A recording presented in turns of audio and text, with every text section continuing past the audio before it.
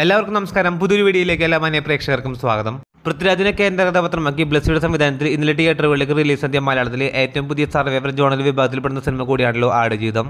ചിത്രത്തിന്റെ ആദ്യ ദിവസത്തെ ഒഫീഷ്യലായിട്ടുള്ള കേരള കളക്ഷൻ പുറത്തുവന്നിരിക്കുകയാണ്. ആ ഒരു അപ്ഡേറ്റാണ് ഈ വീഡിയോയിലൂടെ പ്രേക്ഷകരിലേക്ക് എത്തിക്കുന്നത്.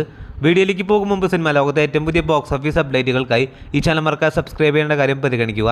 ബ്ലസ്സിയുടെ സംവിധാനത്തിൽ പൃഥ്വിരാജ് സുകുമാരനെ കേന്ദ്ര കഥാപാത്രമാക്കി ഒരുപാട് നാളുകളുടെ കാത്തിരിപ്പിന് ശേഷം തിയേറ്ററുകളിലേക്ക് റിലീസ് നടത്തിയ സിനിമ കൂടിയാണല്ലോ ആടുജീവിതം. വ്യാഴാഴ്ച ഇന്നലെ തിയേറ്ററുകളിലേക്ക് റിലീസ് നടത്തിയ ആടുജീവിതം എന്ന സിനിമയുടെ ചിത്രത്തിന് ആദ്യ ദിവസം മുതൽ ഗംഭീരമായിട്ട് ഒരു ഹെവി പോസിറ്റീവ് റെസ്പോൺസ് തന്നെയായിരുന്നു കിട്ടിയിരുന്നത്.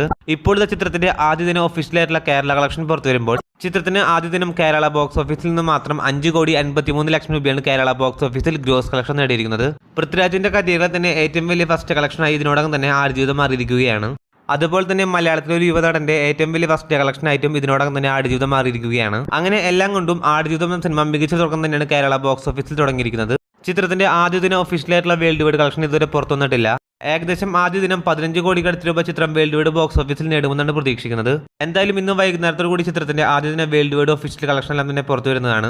ആ ഒരു അപ്ഡേറ്റെല്ലാം തന്നെ ഇന്ന് വൈകുന്നേരത്തോടു കൂടി പ്രേക്ഷകർ അറിയിക്കുന്നതാണ്. അതിനായി കാത്തിരിക്കൂ ചിത്രത്തിന്റെ ഏറ്റവും പുതിയ ബോക്സ് ഓഫീസ് അപ്ഡേറ്റുകൾക്കായി. അതോടൊപ്പം തന്നെ സിനിമാ ലോകത്തെ ഏറ്റവും പുതിയ ബോക്സ് ഓഫീസ് അപ്ഡേറ്റുകൾക്കായി ഈ ചാനൽ മറക്കാതെ സബ്സ്ക്രൈബ് ചെയ്യേണ്ട കാര്യവും പരിഗണിക്കുക. പുതിയൊരു വീഡിയോ വരുന്നവരേക്കും എല്ലാവർക്കും നമസ്കാരം.